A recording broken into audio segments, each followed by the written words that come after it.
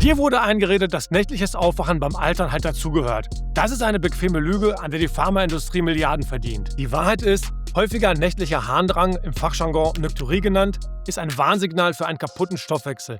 Und nein, es liegt nicht nur an deiner schwachen Blase oder bei Männern der Prostata. Oft ist der wahre Übeltäter dein Abendessen. Eine Schüssel Nudeln um 20 Uhr und deine Nieren machen Überstunden, während du schlafen solltest. Vergiss Alpha-Blocker und Blasenpillen etc. In diesem Video fasse ich die Erkenntnisse von Experten wie Dr. Rena Malik, Dr. Mark Böcker, Dr. Ted Schäfer und Dr. Paul Salzo zusammen. Und ich zeige dir 6 konkrete Schritte, mit denen du von 2 bis 3 Toilettengängen nachts auf 0 kommst. Mechanisch, metabolisch, 100% natürlich. Jeden einzelnen Tipp habe ich selbst getestet.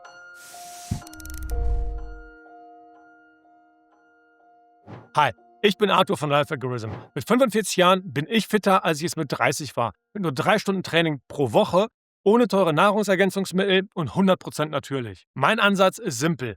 Häufig ist nicht gleich normal. Nur weil Millionen Menschen ab 35 nachts raus müssen, heißt das nicht, dass es physiologisch notwendig ist. Ich bin kein Arzt, ich bin Diplom-Informatiker. Ich fasse die Meinung von Experten zusammen und denke logisch. Und manchmal sehe ich dabei Dinge, die andere übersehen. Wenn du bereit bist, solche unbequemen Wahrheiten zu hören und nicht nur Symptome zu bekämpfen, dann abonniere jetzt kostenlos den Kanal. Denn hier schauen wir jede Woche hinter die Kulissen. Eine kurze Anmerkung vorab. Ich fasse hier Expertenwissen und logische Schlüsse zusammen. Das ersetzt keinen Arzt, aber mein Ziel ist es, dir Informationen zu geben, die du brauchst, um mündige Entscheidungen zu treffen und diese auf Augenhöhe mit deinem Arzt zu besprechen. So musst du dich nicht blind auf das erste Rezept verlassen.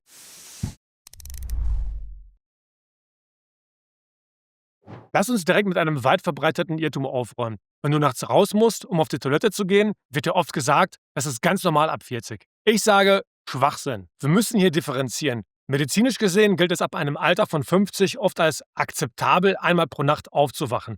Aber akzeptabel sollte nicht dein Anspruch sein. Dein Schlaf ist ein wichtigstes Reparaturprogramm. Dein Ziel muss sein, die Nacht komplett durchzuschlafen, ohne Unterbrechung. Ich bin selbst fast 46 Jahre alt und ich kann dir versichern, das ist absolut möglich. Mit dem Protokoll, das wir gleich besprechen, schaffe ich das problemlos und du kannst das auch. Sobald du aber zweimal oder öfter raus musst, sprechen wir von Nykturie. Das ist pathologisch, also krankhaft. Das ist ein echtes Warnsignal. Dein Körper schreit quasi um Hilfe, weil ein Regelkreis in deinem System zusammengebrochen ist. Eine ganze Industrie profitiert davon, wenn wir diesen Zustand akzeptieren und nur die Symptome behandeln. Die Pharmaindustrie verdient Milliarden mit Medikamenten zur Blasenberuhigung oder Alpha-Blockern, die du oft lebenslang nehmen sollst, anstatt die metabolische Ursache zu beheben, die das Problem eigentlich ausgelöst hat. Aber warum passiert das überhaupt? Warum fühlt sich deine Blase genau dann, wenn du eigentlich schlafen solltest? Dazu kommen wir jetzt.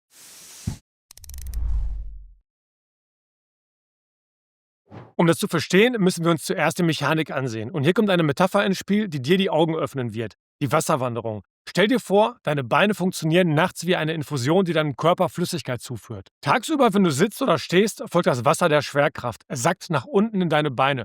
Vielleicht kennst du das Gefühl von schweren Beinen am Abend oder dass die Socken leichte Abdrücke hinterlassen. Das ist schlichtweg Flüssigkeit, die sich im Gewebe staut. Was passiert nun, wenn du dich abends ins Bett legst? Du liegst flach. Die Schwerkraft wirkt nicht mehr in Richtung Füße. Die Flüssigkeit fließt aus dem Gewebe zurück in deine Gefäße. Dein Herz und deine Nieren registrieren plötzlich, hoppla, hier ist zu viel Volumen im System. Dein Körper ist kein defekter Tank, er ist ein zu cleverer Umverteiler. Er fängt an, dieses überschüssige Wasser zu filtern und in die Blase zu leiten.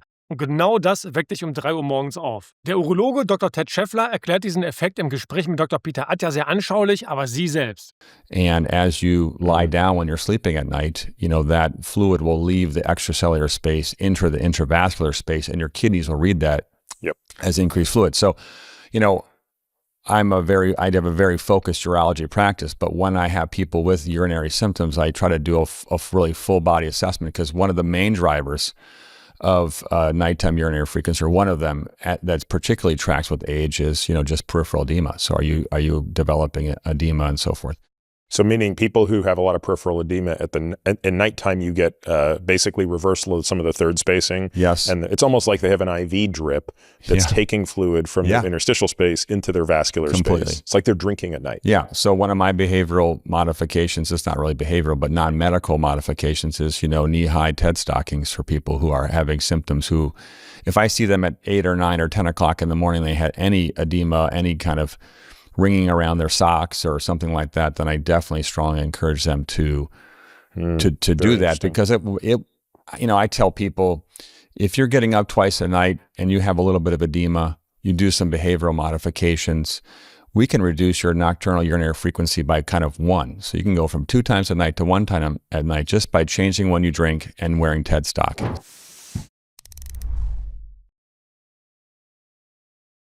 Neben der Mechanik gibt es noch eine zweite riesige Ursache, die fast immer übersehen wird. Dein Stoffwechsel. Insulin und Blutzucker.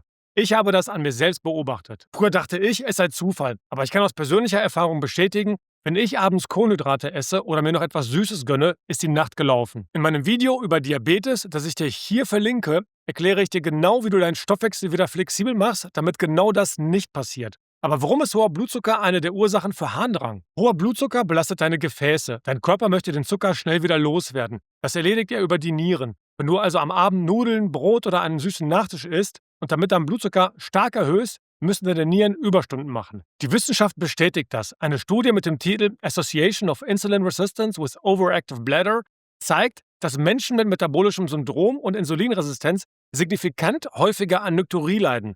Alle Links zu den Studien, die ich hier nenne, findest du wie immer unten in der Videobeschreibung. Der dritte Faktor ist hormonell. Es gibt ein Hormon namens ADH, das antidiuretische Hormon. Normalerweise steigt dieses Hormon nachts an und sagt deinen Nieren, Pause machen, Urinproduktion drosseln. Mit dem Alter sinkt die Produktion dieses Hormons leider natürlich ab. Aber wir sabotieren es zusätzlich massiv. Erstens durch Alkohol. Alkohol am Abend ist der ultimative ADH-Killer. Er blockiert das Hormon, das deinen Schlaf unterstützen sollte. Zweitens durch Stress und Schlafapnoe. Und hier kommt ein Punkt, den ich lange unterschätzt habe. Die Mundatmung. Ich bilde mir ein, und die Wissenschaft stützt das, dass ich deutlich weniger Harndrang habe, seit ich Mouth-Taping nutze. Also meinen Mund nachts abklebe, um durch die Nase zu atmen. Warum hilft das? Wenn du durch den Mund atmest, schnarchst du eher oder hast sogar Atemaussetzer. Das ist Stress pur für den Körper. Dein Gehirn bekommt zu wenig Sauerstoff, gerät in Panik und schüttet Cortisol aus. Und Cortisol ist ein Stresshormon und Stress unterdrückt das ADH. Das Ergebnis, deine Nieren laufen auf Hochtouren, obwohl du schläfst. Auf meiner Webseite lifealgorithm.de findest du unter der Kategorie Schlaf meine Empfehlung für ein gutes Mouth-Tape, das sicher hält und sanft zur Haut ist und nicht riecht. Dazu empfehle ich auch das Buch Breath über Atmung, das du auch auf der Seite unter Wissen und Bildung findest. Und wenn dich das Thema interessiert, schau dir mein Video zum Thema Schlaf an, das ich dir hier verlinke. Da gehe ich tief in die Technik rein. Nasenatmung beruhigt das System, senkt den Stresspegel und hält das ADH stabil. Bevor wir nun zu den Lösungen kommen, noch eine spannende Anekdote aus meiner Zeit bei der Bundeswehr beim Panzergrenadierbataillon 342 in Koblenz. Dort wurde mir beigebracht, trink in Krisensituationen niemals kaltes Wasser, wenn du Wasser sparen musst. Mir wurde beigebracht, wärme das Wasser im Mund auf, bevor du es runterschluckst. Warum? Weil der Körper kaltes Wasser verstärkt ausscheidet. Das klingt nach einem Mythos, ist aber physiologisch erklärbar. Es nennt sich Kältediurese. Wenn Kälte in den Körper kommt, ziehen sich die Blutgefäße zusammen, um Wärme zu speichern. Dadurch steigt der Blutdruck im Inneren. Um diesen Druck zu senken, geben die Nieren Flüssigkeit ab. Wenn du also abends noch eiskaltes Wasser trinkst, provozierst du genau diesen Effekt.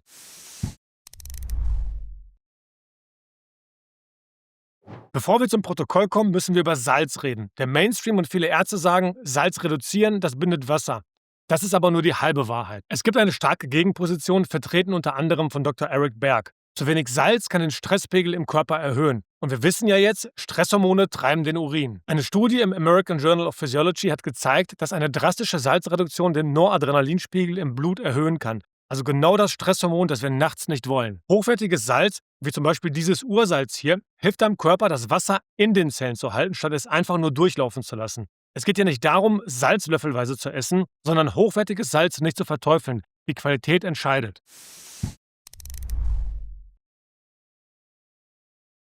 Okay, wir kennen nun die Fehler im System. Lass uns den Lebensalgorithmus reparieren. Hier ist der Bauplan, um deine Nächte zurückzuerobern. Schritt 1, das Trinkprotokoll. Der Neurowissenschaftler Dr. Andrew Huberman hat hierzu eine sehr klare Richtlinie formuliert, die auf dem zirkadianen Rhythmus deiner Nieren basiert. Hör dir das kurz selbst an. And basically what is known is that for the first 10 hours after waking, your kidney is filtering fluid within your body at a very rapid rate. There are a number of different cell types that do that, but they are basically taking that fluid, pulling out any contaminants, using hormones such as antidiuretic hormone, vasopressin, to adjust whether or not you're going to hold on to fluid or release more fluid from your body in the form of urine, depending on the salt concentration, depending on how much fluid you need, your work output, the conditions you're in, all of that.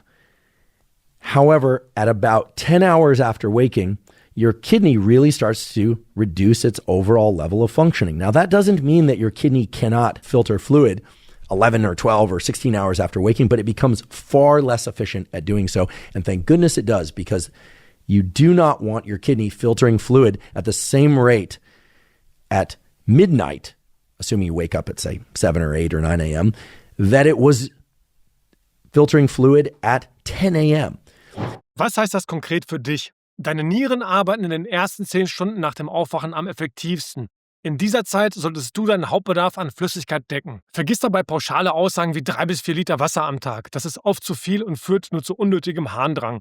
Nimm stattdessen diese Faustformel: 30 Milliliter Flüssigkeit pro Kilogramm Körpergewicht. Bei 80 Kilo sind das zum Beispiel 2,4 Liter, wobei die Formel nicht perfekt ist, da die körperliche Aktivität auch eine große Rolle spielt. Aber ganz wichtig, das bedeutet nicht, dass du zusätzlich 2,4 Liter Wasser trinken musst. Das ist dein Gesamtbedarf. Und dazu zählen auch versteckte Flüssigkeiten, die wir oft vergessen. Die Suppe zum Mittag, wasserreiches Gemüse und Obst wie Gurken oder Melonen, dein Joghurt, Smoothies und natürlich auch der Kaffee. Wenn du das alles isst und dann noch stur 2,4 Liter Wasser oben drauf kippst, bist du überhydriert und rennst nur zur Toilette. Zähle also alles zusammen. Diese Gesamtmenge versuchst du primär in die ersten 10 Stunden unterzubringen. Nach diesen 10 Stunden fährst du die Zufuhr drastisch runter. Wenn du um 6 Uhr aufstehst, ist deine Deadline 16 Uhr. Danach trinkst du maximal noch 150 bis 200 Milliliter den ganzen Abend über. Und ganz wichtig, nur noch nippen, nicht kippen. Das schnelle Herunterschütten aktiviert die Mechanosensoren im Rachen anders als das Nippen. Zum Thema Wasser habe ich ein eigenes Video gemacht, in dem ich erkläre, wie du am Urin erkennst, ob du wirklich genug trinkst oder vielleicht sogar zu viel. Das Video ist hier verlinkt. Ein extrem wichtiger Zusatztipp: Wenn du nachts doch aufwachst, mach auf keinen Fall den Fehler, aus Gewohnheit ein Glas Wasser zu trinken. Damit startest du den Kreislauf sofort neu und wirst 2 Stunden später wieder wach sein. Schritt 2: Kaffee bzw. Koffein. Hier habe ich selbst lange einen Fehler gemacht. Ich habe immer gedacht, ach, so ein Espresso am Abend macht mir nichts. Ich schlafe ja trotzdem ein. Aber was ich dabei nicht verstanden habe, mein Schlaf hat trotzdem massiv gestört, weil ich nachts 2 bis 3 Mal raus musste. Einschlafen ist eben nicht durchschlafen. Koffein ist ein Diuretikum, es treibt Harn. Auch wenn du einschläfst, arbeitet deine Blase auf Hochtouren weiter. Seit ich Kaffee strikt nur noch vormittags trinke und am Nachmittag weglasse, ist meine Schlafqualität eine ganz andere. Schritt 3: Versteckte Flüssigkeitsbomben. Vorsicht bei zum Beispiel Suppen am Abend. Eine Suppe ist gesund, klar. Aber es ist im Grunde ein halber Liter Flüssigkeit plus Salz direkt vor dem Schlafengehen. Das ist für den Harndrang absolut kontraproduktiv, wie ich kürzlich am eigenen Leib gelernt habe. Schritt 4: Die Beine-hoch-Strategie. Erinnerst du dich noch an die Infusion in den Beinen? Wir müssen diesen Speicher leeren, bevor du ins Bett gehst. Die Strategie ist simpel. Leg deine Beine am Abend hoch. Und zwar richtig hoch. Idealerweise über Herzhöhe. Aber das Timing ist entscheidend. Mach das nicht erst im Bett, mach das eine Stunde vor dem Zubettgehen. Zum Beispiel auf der Couch beim Lesen oder Fernsehen. Wir wollen die Flüssigkeit mobilisieren, damit sie zurück in den Kreislauf fließt und du sie noch ausscheiden kannst, solange du wach bist. Wenn dir dieser Tipp bisher neu war und du ihn ausprobieren möchtest, gib dem Video jetzt gerne einen Daumen nach oben. Das hilft dem Lebensalgorithmus enorm und dem Schlaf anderer Menschen. Schritt 5: Ernährungshacks. Was kannst du essen? Viele Experten empfehlen eine Banane am Abend wegen des Kaliums. Aber hier müssen wir vorsichtig sein. Das ist ein Widerspruch zu dem, was wir vorhin über Insulin gelernt haben. Eine reife Banane hat zwar Kalium, aber sie ist auch eine Zuckerbombe. Sie treibt dein Insulin hoch und genau das wollen wir vermeiden.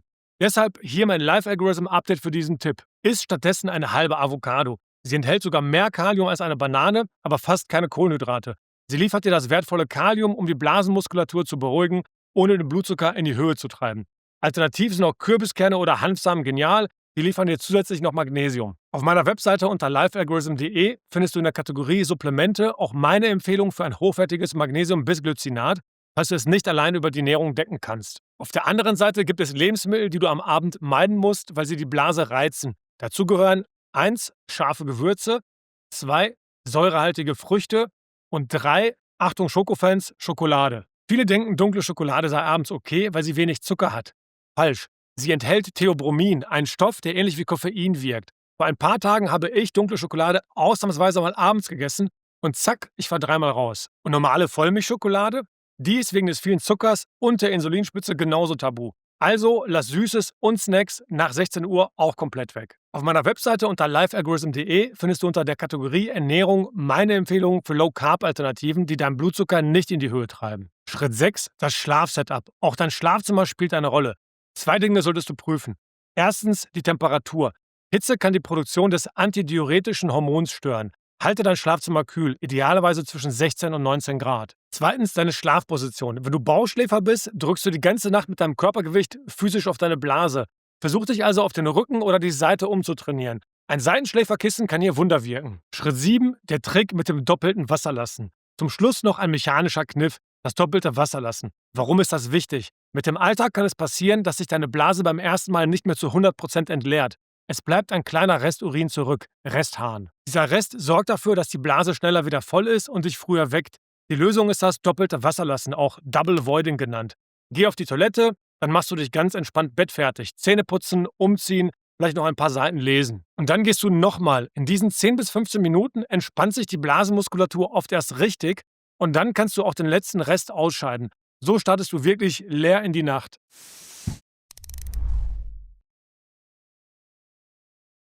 Es gibt noch einen überraschenden Tipp, den kaum jemand kennt. Schwimmen. Warum? Wegen des Wasserdrucks. Der hydrostatische Druck im Schwimmbecken wirkt von außen auf deinen Körper. Er drückt die Flüssigkeit aus deinem Gewebe zurück in die Gefäße. Das Geniale daran, deine Nieren reagieren sofort und filtern dieses überschüssige Wasser direkt in die Blase. Du wirst also wahrscheinlich schon während des Schwimmbadbesuchs mal dringend auf die Toilette müssen. So wirst du das Wasser schon tagsüber los und musst nicht wieder um 3 Uhr nachts raus.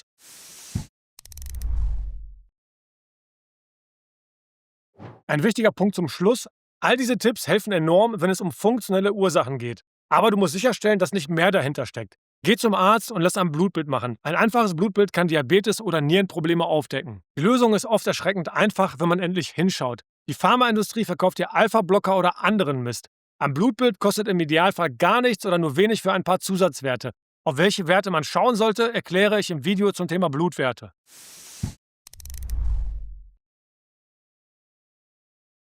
Fassen wir dein Protokoll für Nächte ohne Harndrang noch einmal kristallklar zusammen. 1. Deine Einstellung. Mehrmals aufwachen ist nicht normal, sondern ein Warnsignal. Dein Ziel ist durchschlafen, egal wie alt du bist, denn die Rolle von Schlaf unterschätzen die meisten extrem. 2. Die 10-Stunden-Regel. Trink deine Hauptmenge in den ersten 10 Stunden nach dem Aufstehen. Denk dabei an versteckte Flüssigkeiten wie Suppen, Obst, Joghurt etc. Nach den ersten 10 Stunden maximal noch 150 bis 200 Milliliter und dann nur noch nippen. 3. Die Verbotszone. Kein Koffein am Nachmittag. Am Abend keine Kohlenhydrate, kein Zucker und keine Schokolade, auch keine dunkle. 4. Die Mechanik. Beine hochlegen und zwar 1 Stunde vor dem Bett, nicht erst darin. 5. Die Geheimwaffen. Nutze Mouse-Tapping gegen Stress bzw. für die Nasenatmung. Geh schwimmen für den Wasserdruck und wende den doppelten Wasserlassen-Trick direkt vor dem Schlafen an. 6. Der Realitätscheck. Geh zum Arzt und lass ein Blutbild machen. 7. Last but not least. Hör auf, Beschwerden als normalen Teil des Älterwerdens zu akzeptieren. Dein Körper gibt dir Signale, fang an, sie zu lesen. Aktuell sind nur 36% meiner Zuschauer Abonnenten. Wenn du zu den 64% gehörst und solche Videos in Zukunft nicht mehr verpassen möchtest, klick jetzt kostenlos auf Abonnieren und aktiviere die Glocke. Wir sehen uns im nächsten Video. Das Thema des nächsten Videos steht noch nicht fest, aber wenn du den Kanal aktiv mitgestalten möchtest, komm gerne in den Telegram-Kanal. Zum Abschluss, wie immer, noch ein motivierendes Zitat. Der Arzt der Zukunft wird keine Medizin verabreichen, sondern seine Patienten für die Sorge um den eigenen Körper, für die Ernährung und für die Ursache und Vorbeugung von Krankheiten interessieren. Thomas Edison. In diesem Sinne, bleib kritisch, bleib gesund. Peace out.